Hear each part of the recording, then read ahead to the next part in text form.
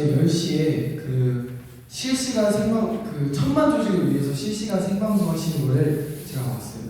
목사님께서 이렇게 토크쇼 하시는 거 보니까 얼마나 그렇게 헌신하시고 열정적으로 나아가시는지 마음에 엄청난 도전을 받았습니다. 제가 사실은 이렇게 애국 운동에 순종하여 나아갈 때 저는 어떤 입장이었냐면 이렇게 끌려가는 입장이었어요. 순종하는 끌려가는 느낌으로. 오늘 결단한 것은 이제 끌려가는 것은 그만하고 달려가는 자가 되어야겠다. 아멘. 아멘. 앞에서 저를 끌어주실 때 끌려가는 게 더 힘들어.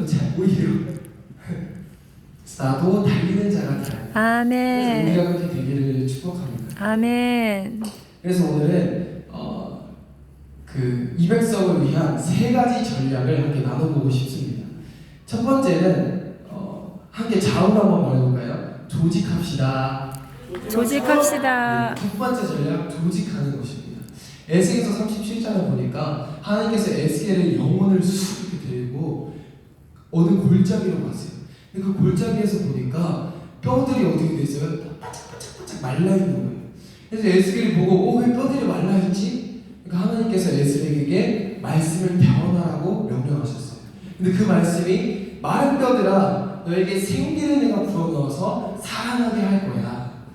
너에게 힘줄을 주고 살을 입히고 가죽을 덮어서 너에게 생기를 불어넣어서 너에게 살아나게 할 거야. 그래서 에스겔이 그렇게 말씀을 배워나니까 어떤 일이 벌어졌을까요?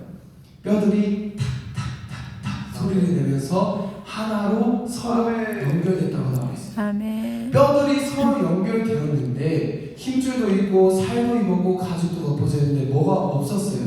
생기가 없었어요. 그래서 하나님이 에스겔에게 두 번째로 배워나라고 하는데 이번에는 뼈들 말고 생기에게 배워나라고 말씀하세요. 생기에게 생기야 사방에서 불어와서 저 죽은 자에게 들어가 살아나게 하라. 그러니까 죽은 자라고 하는 것은 복수예요, 단수예요? 단수. 그러니까 이스라엘이 하나가 되었다는 거죠. 저 죽은 자에게 들어가서 살아나게 하라. 그래서 에스겔이 그 말씀대로 되어나고 나니까 그 이스라엘 백성이 살아나기 시작했어요. 일어났어요. 섰어요. 근데 하나님께서 그들을 보시고 뭐라고 말씀하시냐 보니까 극히 큰 군대더라. 할렐루야. 아멘. 마른 뼈처럼 흩어져 있던 이스라엘 백성이 서로 연결되어 하나 되니까 뭐가 됐어요? 극히 큰 군대가 됐습니다. 아멘. 그래서 우리도 마찬가지로 흩어져 있을 때는 힘도 없고 연약한 우리들이지만 하나 되고 조직되었을 때 극히 큰 군대가 될 줄로 믿습니다. 아멘. 하나가 되어야 하는데 그렇다면 우리는 무엇으로 하나 되어야 할까요? 바로 이 자유마을. 아멘. 아멘. 이 자유마을로 하나 되기를 선포합니다. 옆 사람하고 이렇게 얘기할까요? 한 사람당 10명씩 가입시켜 봅시다. 한 사람당 10명씩 가입시켜 봅시다. 아멘. 우리가 자유마을로 하나 될 때 하나님께서 큰 역사 이루실 줄 믿습니다. 아멘. 두 번째를 보니까 옆으로 한번 인사해볼까요? 확실한 목표를 가집시다. 확실한 목표를 가집시다. 제가 가문에 나가서 어르신들을 보니까 몸도 이렇게 세하시고 건강도 안 좋으시고 연세도 너무 많이 드셔서 차라리 솔직히 말해서 그 연세 정도 되시면 나라가 어떻게 되는 간에 지금 집에서 편히 쉬셔도 되세요. 왜냐하면 본인 일들이 아니기 때문에. 그런데도 이렇게 매주 집회할 때마다 나와서 이렇게 하시는 거 보면서 어떻게 저렇게 하실 수 있을까? 어르신들이 어떻게 그렇게 헌신하고 열정적으로 나아갈 수 있을까요? 확실한 목표가 있기 때문에. 아멘. 그 목표가 뭐예요? 예수 아멘. 한국 복음 통일이라는 목표가 있기 때문에. 그래서 제가 이렇게 애국운동에 순종하며 나올 때 처음에는 그냥 나와요. 그냥 나오면 진짜 힘들어요. 너무 힘들고 포기하고 싶어서. 근데 그럴 때마다 어떻게 힘을 내냐면 저 북한에 있는 영혼들을 생각하니까 조금 힘이 나고 지금 공산주의 때문에 죽어가고 있는 영혼들 생각하니까 내가 조금 힘을 낼 수 있고. 그러니까 어떤 목표가 있을 때 우리가 무언가를 성취할 수 있는 거.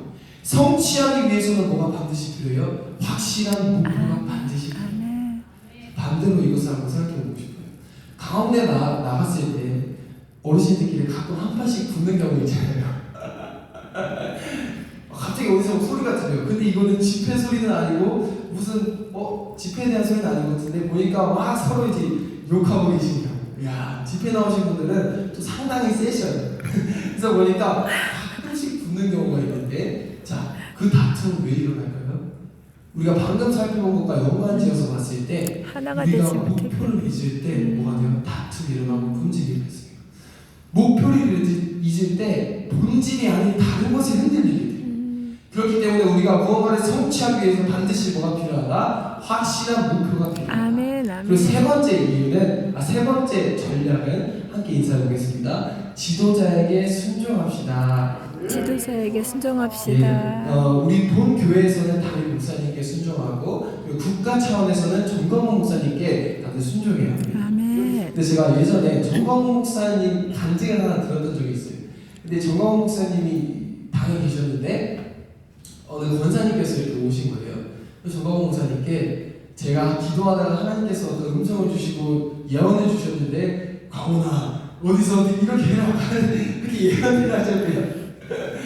그래서 정광훈 목사님이 딱 한마디 하셨다고 합니다. 뭐라고 말씀하셨냐면 야야 하나님이 너한테 말하겠냐 나한테 말하겠냐 할렐루야. 아멘. 제가 이 말을 들으면서 그 권사님의 어떤 나라를 향한 열정 그리고 어떤 사랑이 느껴지기도 했고 한편으로는 좀 웃기기도 했어요.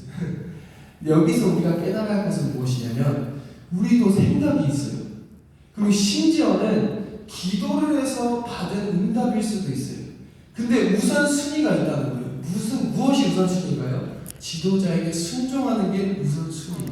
아멘. 내가 생각한다 할지라도 내가 기도해서 응답받았다 할지라도 질서가 있고 우선순위가 있는 거예요. 그 우선순위는 바로 지도자에게 순종하자. 그래서 이 원리를 그대로 적용시켜서 본교회 담임 목사님께도 순종을 해야 되는 거예요. 근데 순종할 때 어떻게 이해되지 않아도 순종해야 되는 것인 줄로 믿습니다. 아멘. 이해되지 않을 때 순종하면 그게 왜 순종해야 되는지 하고 나서도 하나님 가르쳐 주시죠. 그러니까 그렇게 우리가 영적인 지도자에게 순종하는 저와 여러분 되기를 예수 그리스도 이름으로 축원합니다. 아멘. 세 가지를 살펴봤어요. 첫 번째 조직하라, 두 번째 확실한 목표를 갖자, 세 번째 지도자에게 순종하자. 그래서 우리가 반드시 대한민국이 살아날 줄로 믿습니다. 아멘.